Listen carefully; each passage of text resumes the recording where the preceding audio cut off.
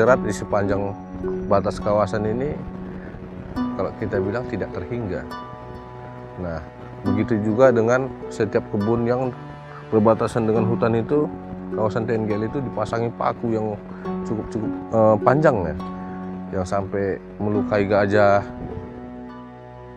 Kebiasaan para penduduk untuk memasang jerat memang mungkin bukan tujuannya harimau, tetapi pada mangsanya harimau itu sendiri, yaitu babi hutan dan rusa, malah menjadi harimau menjadi korbannya. Satu harimau itu adalah satwa yang mahal dalam kondisi mati, sehingga mereka aktif mencari pembeli setelah mereka dapatkan. Dulu sebelum jadi mimpi, saya tidak tahu bahwa hutan itu ada yang jaga ataupun ada yang punya gitu kan. Kalau saya itu punya kita gitu, sama-sama punya gitu.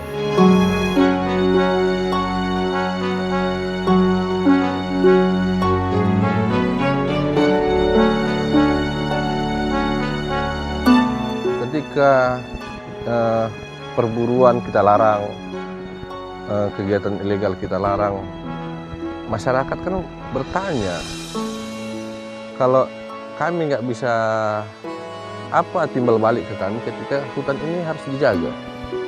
Saya selalu sampaikan ke masyarakat, jika pemerintah belum peduli pada kita, pada kamu masyarakat yang tinggal di sekitar hutan, apakah lantas kamu tidak peduli dengan diri kamu sendiri?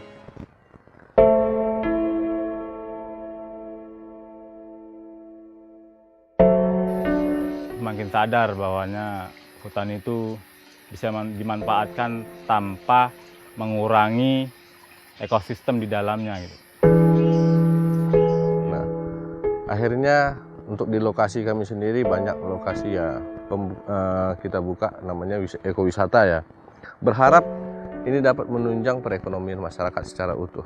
Dengan timbal balik kawasan tetap terjaga.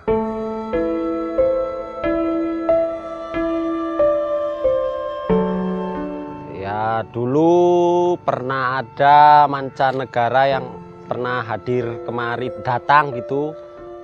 Mereka berada di sini 7 hari, menginap di rumah 3 malam, dan sisanya menginap di Long 1, mengadakan trekking dan melihat satwa-satwa yang ada di dalam kawasan.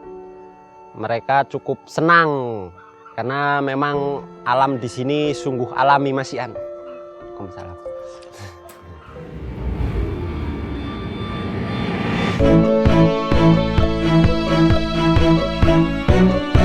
Dulu ini menjadi musibah bagi saya. Gajah liar ini musibah bagi saya karena menghancurkan kebun saya.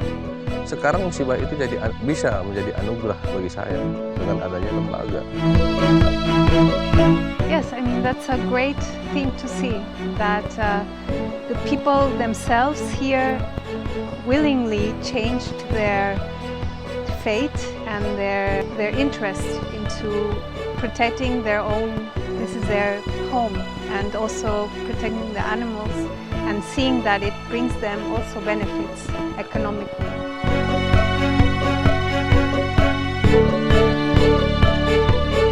Cara berpikir saya, semestinya masyarakat sejahtera, hutan lestari.